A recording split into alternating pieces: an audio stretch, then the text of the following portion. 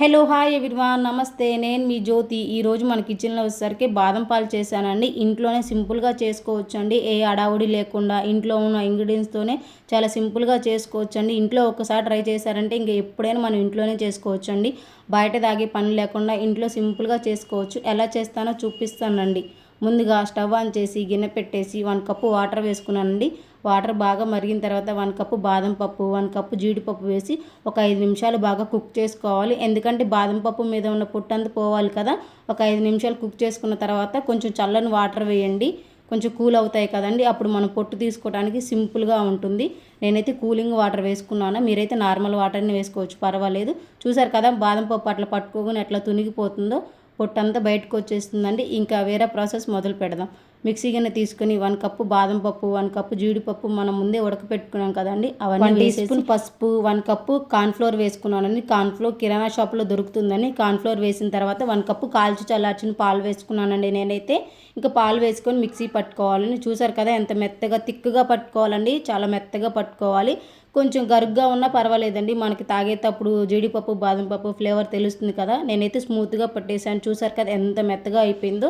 Stove on చేసి గిన్నె పెట్టేసి 1/2 కప్పు వాటర్ వేసుకున్నానండి. వాటర్ వేసుకున్న తర్వాత నేనైతే 500 గ్రామ్స్ పాలు తీసుకున్నానండి. అంటే 1/2 లీటర్ పాలు తీసుకున్నాను. 1/2 లీటర్ పాలు తీసుకుని మంచిగా మరగపెట్టుకోవాలండి, బాగా పొంగి రావాలి. పాలు పచ్చివాసన పోయేదాకా బాగా కుక్ చేసుకోవాలి. చూసారు కదా ఎంత బాగా మీగడ కడుతుందో.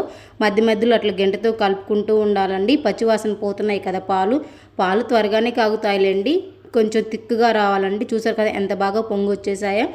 పాలు బాగా మరిగిన తర్వాత మనం ముందే మిక్సీ పట్టుకున్నాం కదండి బాదం పప్పు జీడిపప్పు, ఆ పేస్ట్ని వేసేసుకుందాం. చాలా థిక్గా ఉందండి, నేనైతే కొంచెం మెత్తగా బాగా పట్టేశాను. అదంతా వేసేసాను. గంటతో ఒకసారి అలా కలపాలండి, ఎందుకంటే కొంచెం గట్టిగా ఉంది కదా, స్మూత్గా రావాలి. కొంచెం గడ్డలు లేకుండా బాగా థిక్గా రావాలండి. పాలలో మంచిగా కరిగిపోవాలి. చూసారు కదా ఎంత కలర్ఫుల్గా ఉందో. స్మెల్ అయితే భలే వస్తుందండి ఇప్పుడే. ఒకసారి అట్లా గంటతో కలిపేసి చూసారు కదా దగ్గరకు వచ్చేస్తుంది కదా. 1 టీ స్పూన్ వెనిలా లైసెన్స్ వేసుకున్నానండి. ఫ్లేవర్ బాగుంటుంది, టేస్ట్ కూడా అదిరిపోతుంది కదా. బయట కొనుక్కునే పని ఉండదండి, ఇంట్లోనే ఇలా చేసుకుంటే ఎంత బాగుంటుందోనండి. బయట కల్తీ అన్నీ వేస్తారు కదా, మన ఇంట్లోనే ఒరిజినల్గా స్వచ్ఛంగా చేసుకుంటాం కదండి. లాస్ట్లో మాత్రం 1 కప్పు షుగర్ వేసుకున్నానండి నేనైతే. షుగర్ అంతా బాగా కరిగిపోయేదాకా గంటతో కలుపుకోవాలి. షుగర్ వేస్తే ఇంకొంచెం లూజ్ అవుతుందండి, ఎందుకంటే షుగర్ కరిగిపోతుంది కదా. చూసారు కదా ఎంత థిక్గా వచ్చేస్తుందో. ఇదంతా చల్లారేదాకా పక్కన పెట్టుకోవాలండి. చూసారు కదా మెయిన్ ఇంపార్టెంట్ ఇదేనండి, చల్లారేదాకా పక్కన పెట్టేసుకోండి. లేదంటే ఒక 10 నిమిషాలు ప్యాన్ కింద పెట్టినా సరిపోతుందండి. నేను కాలుతుందా లేదా అని మధ్య మధ్యలో చెక్ చేశానండి. కొంచెం గోరువెచ్చగా కాలుతుందని కాసేపు అలా పక్కన పెట్టేశాను. ఇంక తర్వాత చల్లారిన తర్వాత బాదం పప్పు జీడిపప్పు చిన్నగా కట్ చేసుకున్నానండి. 1 కప్పు అవి వేసేసాను. మనకి తాగేటప్పుడు ఫ్లేవర్ తెలుస్తుంది కదండి, కొంచెం సూపర్ టేస్ట్ ఉంటుంది కదా. ఇంకా మొత్తం పూర్తిగా చల్లారిపోయిన తర్వాత నేనైతే వేరే గిన్నెలో షిఫ్ట్ చేసుకొని గంటతో అలా కలిపానండి. స్మెల్ అయితే మామూలుగా రావట్లేదండి, బాదం పాలు స్మెల్ అప్పుడే వచ్చేస్తుందండి. ఇంకా ప్రాసెస్ అంతా అయిపోయింది కదండి. ఇప్పుడు లాస్ట్లో ఐస్ గడ్డలు వేసుకోండి, లేదంటే ఫ్రిడ్జ్లో ఒక 10 నిమిషాలని పెట్టుకోవచ్చు అండి. నేనైతే ఐస్ గడ్డలు ఉన్నాయి కదా అని అవి వేసాను. అవి వేసేసి ఒకసారి అట్లా కలిపేసుకున్నానండి. ఎప్పుడెప్పుడు తాగుదామని వెయిటింగ్ అండి. ఇంకా కప్పులలో వేసేసుకున్నానండి. ఇట్లా వేసిస్తే పిల్లలు చాలా ఇష్టంగా తింటారు కదండి, కొంచెం జ్యూసీగా స్మూత్గా. చూడటానికి కూడా కప్పులు బాగున్నాయి కదా, వాళ్ళు ఐస్ క్రీమ్ జ్యూస్ అని తాగుతారు కదండి. అట్లా గిన్నెలలో వేసానండి, అన్నిట్లలో వేసానండి. ఇంకా లాస్ట్లో కొంచెం పైన జీడిపప్పు బాదం పప్పు వేసానండి. తాగేటప్పుడు ఫ్లేవర్ బాగుంటుంది కదా. నేనైతే ఎప్పుడెప్పుడు తాగుదామని వెయిటింగ్ అండి. బాదం పాలు రెడీ, సింపుల్గా చేసుకోవచ్చు అండి ఇంట్లోనే. టేస్ట్ మాత్రం అదిరిపోయిందండి నిజంగా. ఒక్కసారి మీరు తప్పకుండా ఇలా ట్రై చేయండి.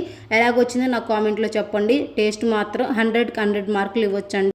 స్మెల్ అయితే చాలా బాగా వస్తుంది. నేను ఇంక అన్నిట్లలో వేసాను కదండి, స్పూన్తో ఒకసారి టేస్ట్ చేశాను.